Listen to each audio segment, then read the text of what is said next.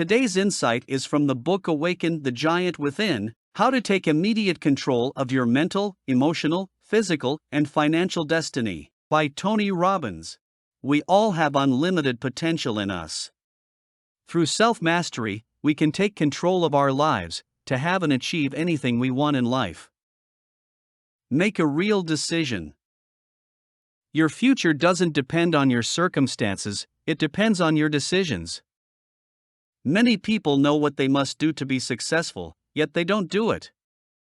If you don't decide how you'll live 10 years from now, you'd have, by default, decided to let circumstances dictate your life. Every successful person had, at some point in their lives, made a major decision. For Robbins, the turning point came 8 years before he wrote this book. He was fat, broke, and decided he had to change his life, and never be less than his best again. A true decision like this comes with such complete commitment that you cut off other alternatives, and persist until you somehow find the way to your goals. The test of a real decision is consistent action.